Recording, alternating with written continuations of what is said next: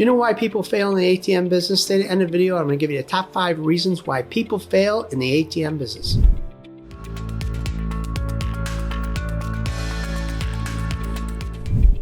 Hi, I'm Phil from PDQ Merchant Enterprises and the ATM Mastermind group page, and I help hundreds of aspiring ATM business owners go from 0 ATMs to ATM Business Pro in as little as 30 days. Always remember, here at PDQ Merchant Enterprises and the ATM Mastermind group page, we buy your freedom back one transaction at a time. Without further ado, the top 5 reasons why people fail in the ATM business. Number 1 reason, this is always one of my favorites, is the bad deal. Now, what's the bad deal, Phil? Always people are asking me, what is a bad deal? Here in my estimations, this is what a bad deal is. When you go in, you put your ATM into the location and you give them half of the surcharge. Now, there are some cases where you will have to give them half the surcharge. If you got a heavy duty location, maybe a dispensary, maybe a truck stop, maybe something of that nature, you might have to give them. But the rest of the locations, even though the customer will ask for half, you don't give them half. So if you got a smoke shop or a vape shop and the guy says, oh, I want half, walk away from that deal. It's not going to make you any money. It's going to cause you a lot of aggravations and you're not going to make any money. So stay away from that location, or just cut a deal that you don't have to give them half. Give them 25 cents. Tell them that, you know what, if you're going to do such a bang up job, when I can see value, then I can give a little bit more. Don't give away half. It's too much and you'll find yourself out of the ATM business really fast. Point number 2, no contract. Now you're all excited about getting a location, and so what you do is you skip getting them to sign any paperwork. So how does this look? Okay, you put the ATM in, you agreed upon a $3, let's say $3.50 a surcharge. You say, you know what, I'm going to see how it goes. The owner says, okay, great. I don't even want any surcharge. You're like, oh, great. Now the first month you do 50 transactions. The second month you do 150. Third month you're doing over 2. You're thinking, all right, I'm making $700 a month. Okay, now the owner says, oh, well, I see a lot of people going to the ATM. I know you're here a couple times a week. What's going on? How many transactions? And then you say, oh, well, I'm doing 200 transactions. The owner says, okay, well, that sounds good. $3.50, I want $1.75. And now you're down to basically $300 a month when you were making $7, because you didn't set the deal up right in the beginning. So set it up right in the beginning, ask them to sign a location agreement, and get that deal cut right in the beginning. If you want to negotiate and say, okay, if you do X, we'll pay Y, you do Y, we'll pay Z, then do that, but put it in a location agreement. That way, if it does become what the industry standard right now is a banger, that you guys are calling it, I like that term, but if it becomes a banger, then you already negotiated a deal in the early stages, and you don't have to worry about renegotiating a deal if the location becomes a good location.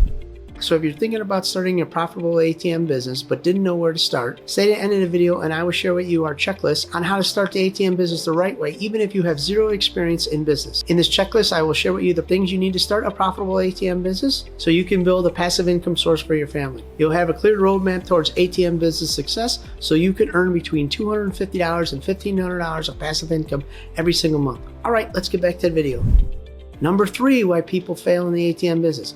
You don't have enough money, you're undercapitalized. So you have enough money for 1 ATM, then 2, then you get your 3rd ATM and you're stretching things. Now what happens is ATM runs out of money 1, ATM 2 runs out of money, you're trying to get it bounce from one location to the other and you're undercapitalized. So don't do this to yourself, don't stretch yourself thin. Get one location, build up a nice nest egg, and then when the time is right, get another location. That way you're not stretching yourself too thin. And this way, you're not going to lose the location, because the fastest way to lose a location is the ATM constantly running out of money. And now you're scrambling, you're already working a full-time job. And now you're trying to manage your full-time job and the things going out of money. They're calling. You don't want any of that headache. Do yourself a favor.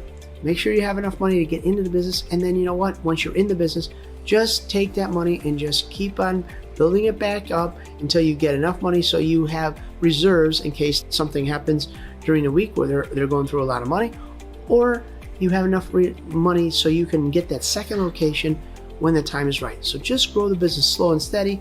That's always a way that I see people, like at 1 location, 2, 3, 4, how many locations you got?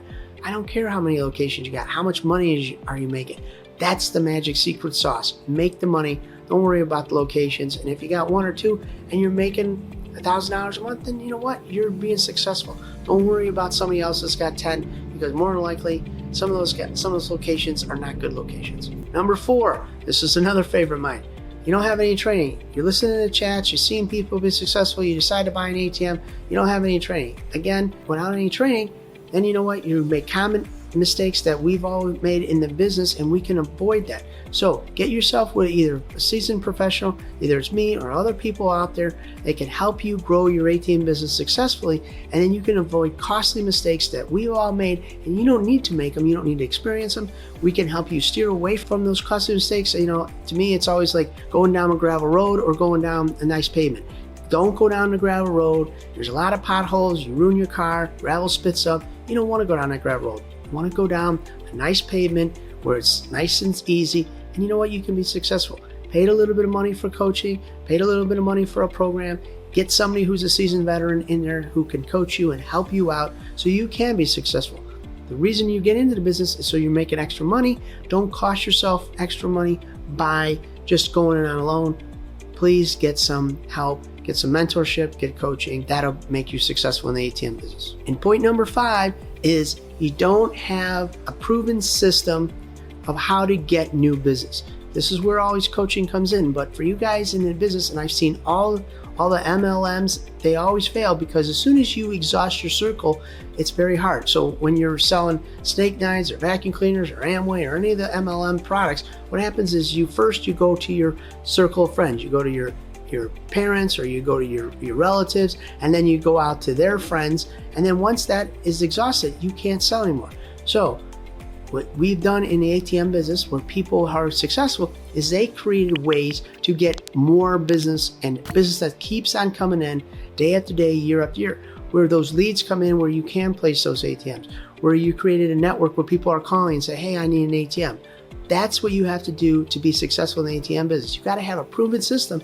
How do I get those people calling me, Phil? How do I get those new locations when they come? How do I beat the other guy to the punch before they get in there? I'm working a full-time job. I don't have time to be on the street every day looking all the time. I need those leads coming in. And that's where mentorship will come in. That's where programs come in, where they teach you guys how to create those systems where, you know what, it's coming in, those calls are coming in, the network's coming in, the marketing's coming in. And now you know what? You can pick and choose what kind of locations you want. That's the system that you need. That way you can be successful, because after your first 1 or 2 locations, you won't be able to get new locations because you're doing something else. This isn't, again, your full-time job. This is just a way to supplement your income and build that little nest egg that you guys are desiring, help you make a little that extra money at the end of the month, or, you know what, pay for that car payment or whatever else you want to try to do. So get yourself a system to get those leads coming in.